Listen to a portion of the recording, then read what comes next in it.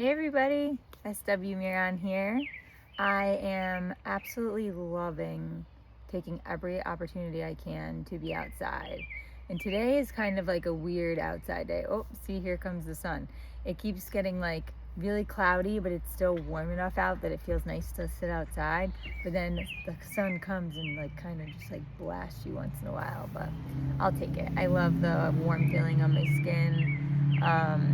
This might sound like a silly, trivial thing, but obviously I have a lot of tattoos. Every single one of them means something very significant to me, or is for a person in my family. So it's nice when it's summertime and you can wear short sleeves and you can wear shorts and stuff like that, because I have both of my thighs done. I obviously have this arm done, and this arm's in progress. But tattooing is a luxury for sure, because it is certainly expensive. But that's what I save my money for. Today is actually episode 26 of Glass Skull's mental health podcast. So that just kind of hit me as like a significance, because like the first video, I walked through the YouTube channel, and the first video was posted back in January. So to know that like from January until now, like I've been able to keep doing this every week and keep sharing pieces of me with you, so that hopefully you'll be able to maybe get some hope or some help out of the things I'm sharing. Today in particular, I wanted to touch on a topic that's a bit sensitive, but I know a lot of humans that have been in this situation. You see it in the movies, you see it in TV shows where there's, the perfect couple that's super happy, and everything's going good and they're so in love. There's these grand gestures of romanticism. I'm going to tell you a little bit about my experience with domestic violence, because I really want people to know how important it is for you to get out, and get out like not what you can't wait. You have to go immediately if somebody is like swinging at you and throwing stuff at you, or breaking glass bottles near your feet, or whatever it might be. In 2016, I had been 2 years clean, and I had spent that time not like having any boyfriends, from the one that was the total loser that was ripping lines off my living room table when I literally had tried to kill myself, and everyone else knew it was happening, and he seemed to not even know. So yeah, I'd been swearing off boys for a while, I guess. And I also was in the phase of like getting clean, where one of the hardest things like isn't necessarily not using the drug. The hardest thing is about the people, places, and things. So all the people that were my people were gone. They had to be gone. They still were all drugging and drinking and doing all this stuff literally 7 days a week. Like, I'd been tricked before, and I thought I trusted my friend. She's like, oh, we're getting together at my apartment. It's just like a girls' night. It's okay, like, if you don't want to like drink or smoke or anything. And I was like, well, are there going to be drugs there, like beyond that? And she said no. Went over there, opened the door, front and center on the table when I'm walking into the apartment is literally a pile of white powder. Don't know what the white powder was. Could be a lot of things. All I know is I immediately turned around, got back in my car, and I went home to where I was living with my parents, because, yep, at 26 years old, I had to move back in for, I think, the third time in my life with my parents. So, like, that was already, like, a really hard, overwhelming thing to have had to go back there with them. But, of course, I always have kind of had this hope that I think most of us hope for, like regarding like finding your person, and like finding a person that you want to spend the rest of your life with, and they're your best friend. And yeah, so I really thought I found that. I the guy that I was talking to, I named him Kane in my book, because I can't say his real name, but I thought Kane was a pretty good name given what I'm about to tell you. So, first of all, the first date that we ever had, I went over to his apartment, and he was somebody that at the time he said that he had a problem with alcohol, so he wasn't going to be drinking anymore. So he thought me and him might be like a really good match because I'm somebody who understands like how hard it is to quit those things, and I also understand why people do those things, and it's not as simple as, you know, they woke up one day and they're like, you know what, I'm just going to be a total drunk today. That's not, it's always for a reason. But anyway, I went over to his apartment after having like one like first date, if you will, where we both had a Red Bull at the bar. He wasn't drinking though, so there was evidence right there. I mean, he's at the scene of the crime. He's in the biggest, I dare say this, the biggest Coke bar in Albany. It really had that reputation. Like, it was where you went to do that and do it regularly. Didn't have to be a Friday night, didn't have to be a Saturday night. It could be a Monday night. So I had no business even putting myself in that place to begin with. I know I was wrong. But at the time, I was absolutely enamored with this person because there were just so many things about him that were unique comparatively to like the typical guy I would have dated. Like, he was very musically talented. We used to like sing and write songs together and record songs together. We were on top of the world. We were like two best friends just taking on the world. And actually, there was the day I was at his apartment when we got into talking about like the cocaine use that I struggled with at a time. And he went into his closet, takes a bag of white powder out of his boot and says, "Come with me." And he walks over to the kitchen, and I'm looking at him already ready to run like the building's on fire, because I'm just like, what you know?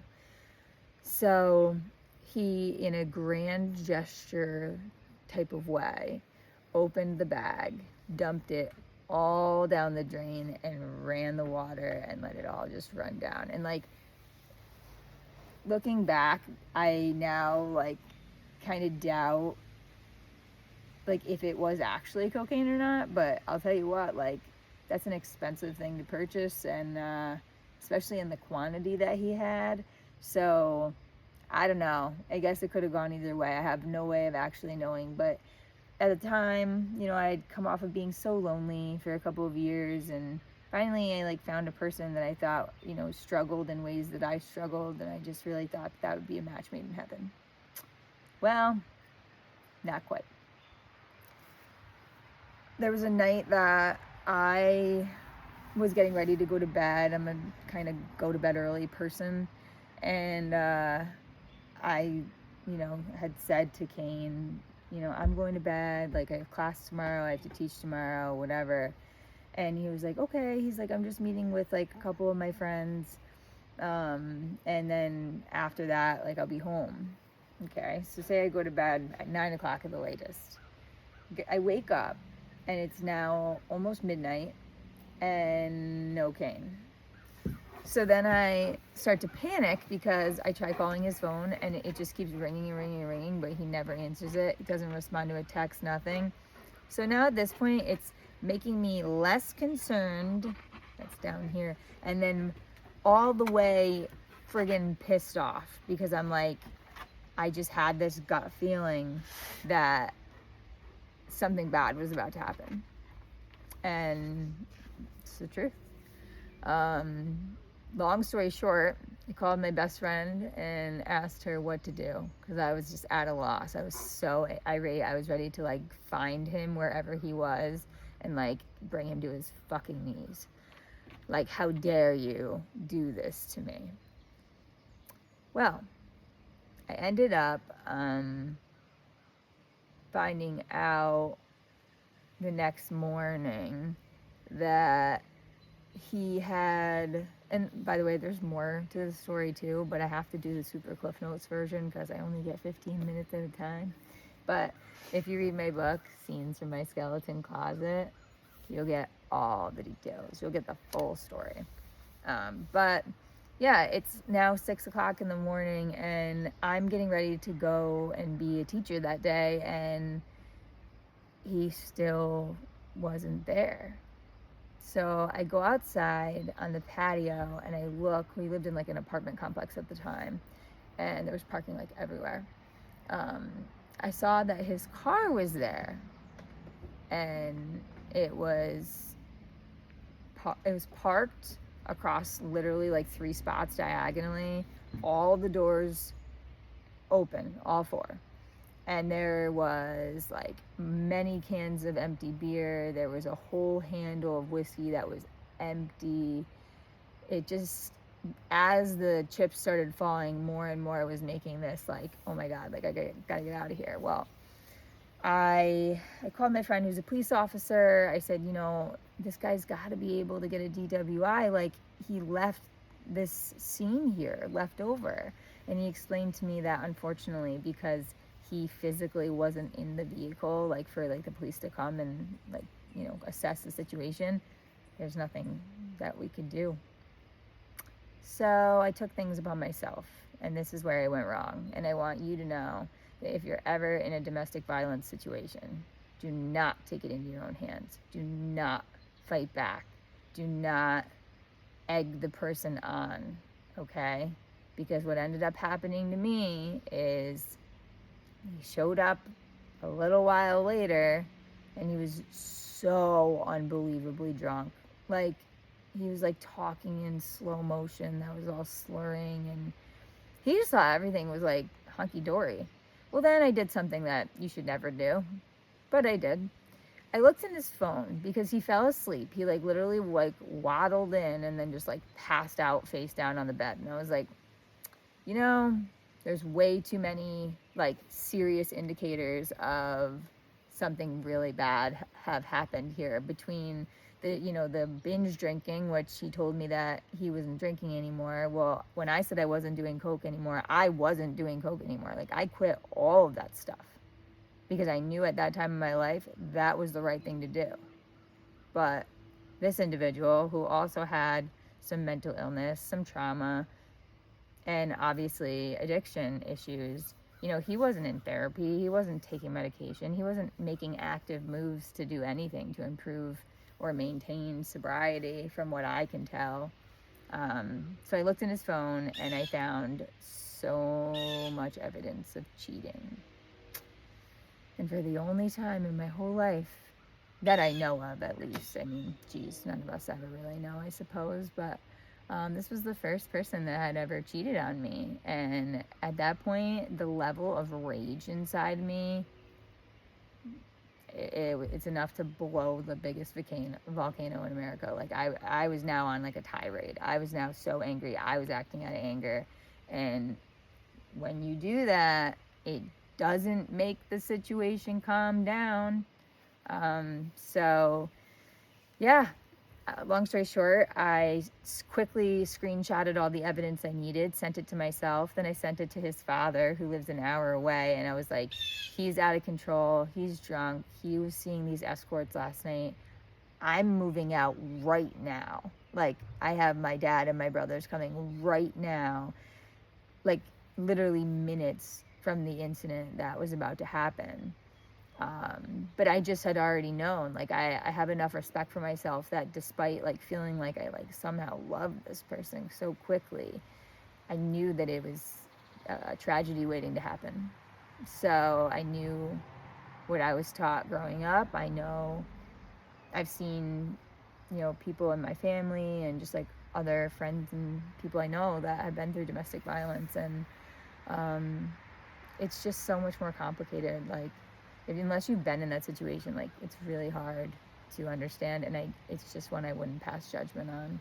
Like, even people that you're like, oh my God, she keeps going back to him and he's punched her in the head 3 times. Why does she keep going back?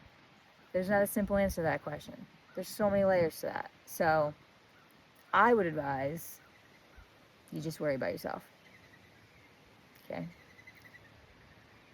When I got the evidence off of his phone onto mine, I now felt very powerful because I had exactly what I needed to like send to his dad to be like, this is why I'm dumping your son. This is why I'm moving in like a literally like it's an emergency.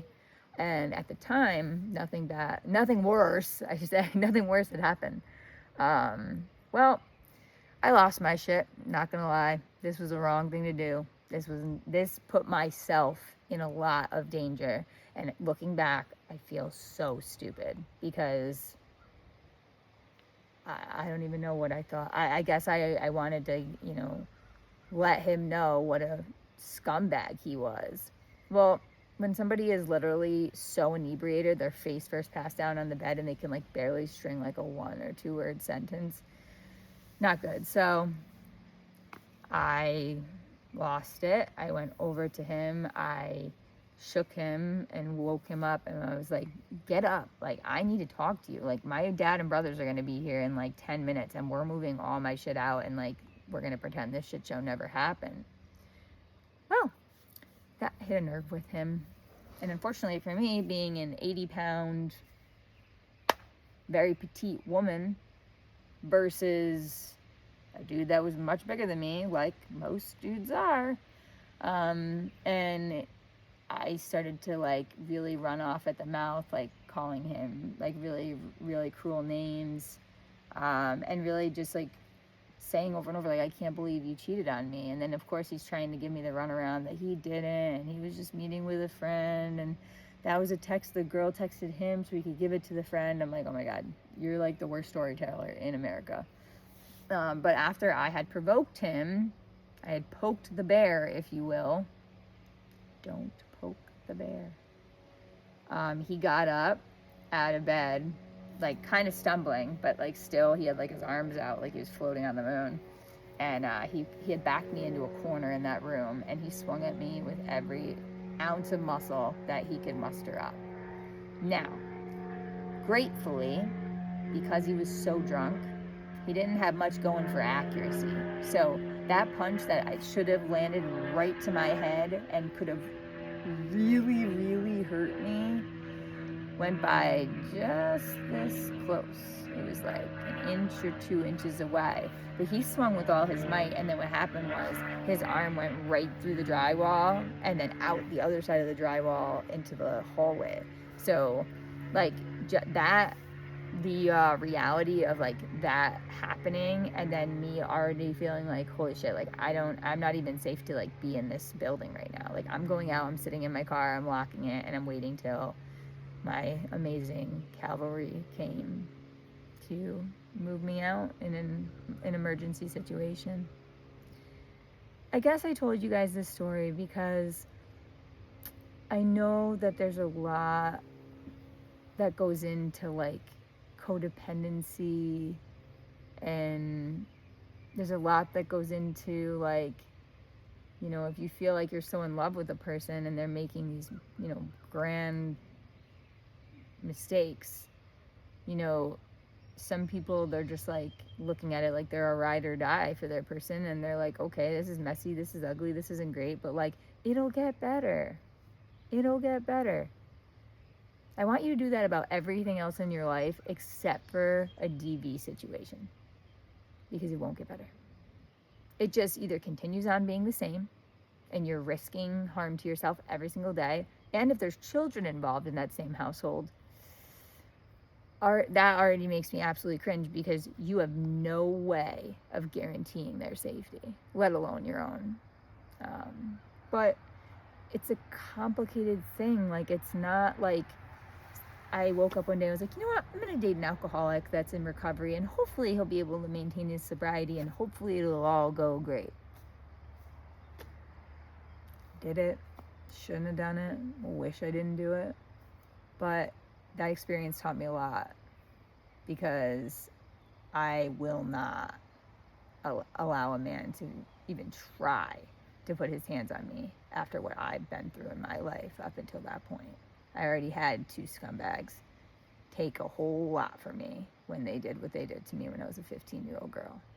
Well, now fast forward 11 years later, I've grown up a lot. I know a lot better of like keeping my head on straight and knowing what's good for me and what isn't.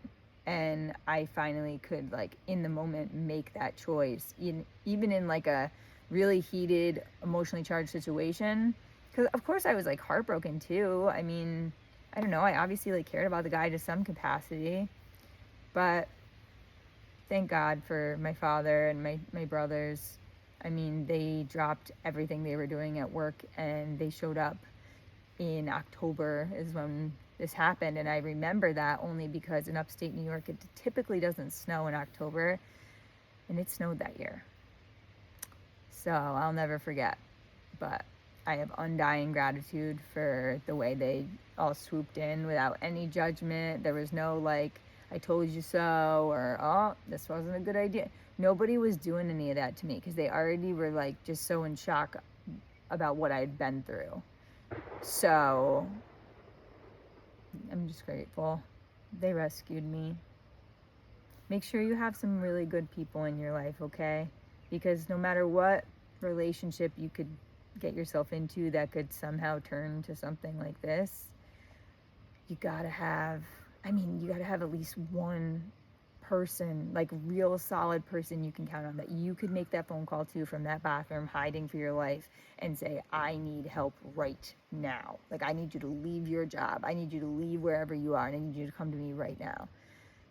And gratefully, I had 3 of those somebodies. And they happened to be part of the fabulous 5. My dad, my mom, me, my brother, my other brother. So, yeah, I'm lucky. All right, guys. Well, I hope you took a little bit away from my story.